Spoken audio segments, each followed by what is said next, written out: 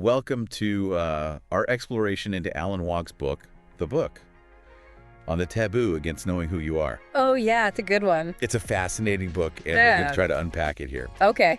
So get ready, because we're tackling a pretty wild idea, and that is that your sense of self, your ego, might actually be an illusion. Yeah, it's interesting how Watts just cuts right to the chase. You know, he's not trying to give us another set of life hacks or anything. He's confronting a taboo, and that taboo is our deep-seated resistance to really confronting who we are. It's like peeling back the layers of an onion, right? It's something unsettling. And I think most of us just would rather avoid it. Watts says that the biggest taboo isn't sex or religion or politics. Right. It's this reluctance to face our true nature. And the real kicker is that the true nature we're so afraid to face is the possibility that that self that you think you are, that separate ego is an illusion. Wait, so my sense of self is an illusion? I have to admit, that's a pretty wild concept. Where does Watts even begin to explain that? Well, he starts by challenging our everyday experience of the world. So think about how often you feel stuck in this sort of meaningless cycle, this rat race of consuming and producing. Watts argues that without conscious awareness, many of us just end up going through the motions. Right. Mindlessly taking things in and letting them out the other end. He actually uses this vivid analogy of tubes to illustrate this point. Okay, I'm starting to see where he's going with this. If we aren't consciously aware, our existence can start to feel a bit like, well, a tube, not exactly inspiring. Right. But what's the alternative? That's where Watts introduces this playful idea of existence as a divine game of hide and seek. Hold on, a cosmic game of hide and seek. That's a new one. I'm definitely curious to hear how that works. So Watts proposes that there's this ultimate self, the grand player in the game who hides in everything. So in the universe and nature, and yes, even in us, he suggests that we are the self, but we've forgotten that. Okay. We're so caught up in the illusion of our separate egos that we've lost sight of the bigger picture. So the game is about the self hiding from itself and experiencing the world through all these different forms and perspectives. Exactly. That's pretty mind-blowing. It is. And this leads Watts to critique how we see the world. He calls it the ceramic model. Okay. The idea that the world is like clay, just inert stuff that needs some external force, right, a divine potter to give it shape and purpose. This is where the idea of a separate creator God comes in. So like we're all just these little clay pots molded by some outside power and spending our lives trying to figure out the potter's plan. Exactly. But Watts proposes this radical alternative, and he calls it the fully automatic model. Okay. Think of the universe not as passive clay, but as a self-operating machine. Right. Inherently dynamic and self-creating. Okay, so instead of clay pots, we're more like intricate cogs in a grand cosmic clock. Yeah, you could put it that way. Still a machine, but a self-sufficient one. Yeah.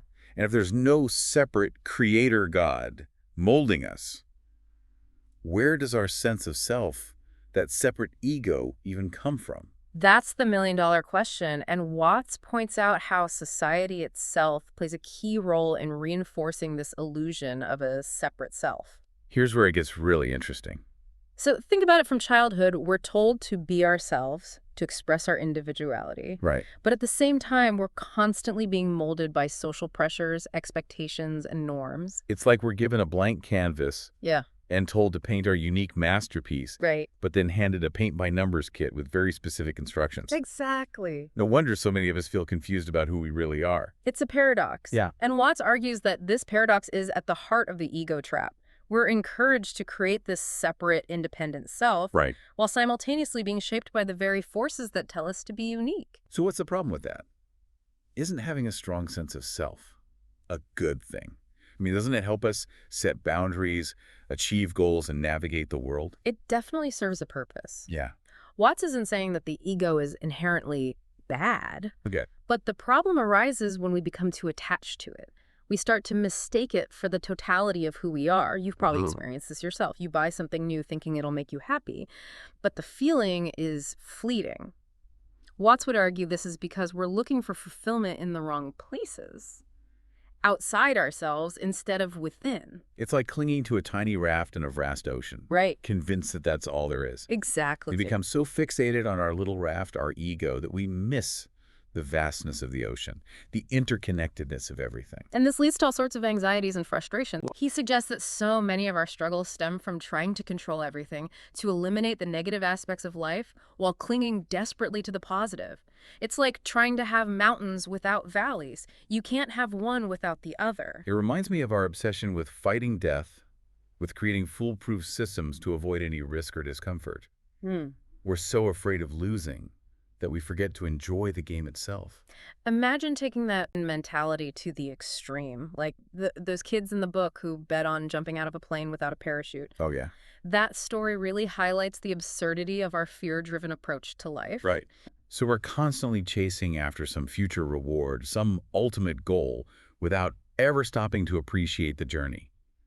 Didn't Watts also talk about this in relation to materialism? Absolutely, he points out this irony of modern materialism. We have an abundance of material goods, but often lack the capacity to truly enjoy them. We're surrounded by stuff, but feel empty inside. Watts connects this to our focus on working primarily for money rather than for the love of creation. We've become disconnected from the joy of making things, of experiencing the world through our senses.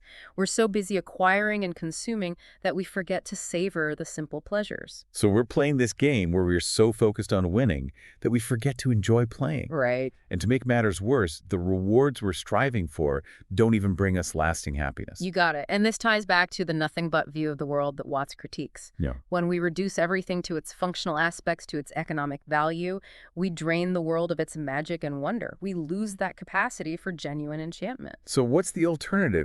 If we stop chasing after material possessions, what are we left with? Well, that's where the real journey begins, you know? It's about rediscovering the magic of existence, you know? Seeing the world with fresh eyes like a child who hasn't been, fully indoctrinated into the ego trick. Okay, but how do we do that? Yeah. It's one thing to understand that the ego is an illusion, but how do we actually live that understanding? What does it look like in everyday life? Yeah, that's the challenge. And Watts offers some pretty intriguing insights. He emphasizes that it's not about, adopting specific spiritual practices Right. or mimicking some guru or anything like that. It's about cultivating the capacity for enjoyment, being fully present in the moment, and seeing through that illusion of separateness. So it's not about becoming some enlightened being. Right. It's about embracing the fullness of our experience, the good, the bad, the messy, and magical. Precisely. It's about recognizing that we are already IT. We're already interconnected with the whole of existence. We've simply forgotten how to see it. I think I'm getting this, but there's still a part of me that's wary. If we let go of the ego, if we stop striving and controlling, won't things just fall apart? Won't we become passive and unproductive? Yeah, that's a common concern, and Watts addresses it head on. He suggests thinking about the concept of honor among thieves. Now that's an unexpected analogy. Right. What do thieves have to do with spiritual enlightenment? Well, Watts uses this concept to illustrate the importance of balance. Even in a world of conflict and competition, there's this underlying recognition of interdependence. So even thieves need to cooperate to be successful. They have to trust each other, play by certain rules, even if those rules are outside conventional morality. Exactly. And Watts argues that we all have a bit of the thief in us. We're all driven by self-interest to some degree, but self-interest doesn't have to be at odds with the well-being of the whole. It's about recognizing our interconnectedness. It's like playing the game with skill and awareness, but without taking it too seriously. We can assert our individuality while still recognizing that we're all part of something larger. You got it. It's about playing it cool, as Watts says. Embracing the dynamism and paradox of existence without getting caught in rigid beliefs or ideologies. I'm starting to see the beauty in this approach. It's not about denying our humanness, our imperfections, or our desires. It's about integrating them into a larger understanding of who we are. And ultimately, it's about rediscovering that fundamental wonder of existence, letting go of our preconceived notions and experiencing the world with a sense of awe and curiosity, like we're seeing it for the first time. This whole exploration has been quite a journey. We've gone from feeling like insignificant tubes to being the ultimate players in this cosmic game of hide and seek. We've challenged this idea of a separate self and glimpsed the possibility of a much grander reality, the idea that our true self isn't this limited ego, but something far vaster and more interconnected. What's remarkable is how Watts manages to convey these profound ideas with such clarity and humor. He doesn't shy away from the big questions, but he also doesn't get bogged down in dogma or abstraction. He constantly brings us back to the lived experience, that simple yet profound act of being present in the world. If our usual way of experiencing reality is so limited, are there glimpses or hints of this larger reality that we might be missing? Consider the experience of music. Where does the music end and the emotion begin? Might that be a clue to the nature of reality itself? Wow, that's a really interesting thought. When we get lost in a piece of music, we don't experience it as separate notes or instruments. It washes over us, it moves us, it becomes a part of us. Maybe that's a taste of what it means to transcend the illusion of separateness, to experience that interconnectedness of everything. It's certainly a possibility worth pondering. Perhaps by cultivating that sense of openness and wonder, we can unlock the deeper mysteries of who we are and what this whole existence is all about. Well, to our listeners, we leave you with that tantalizing question.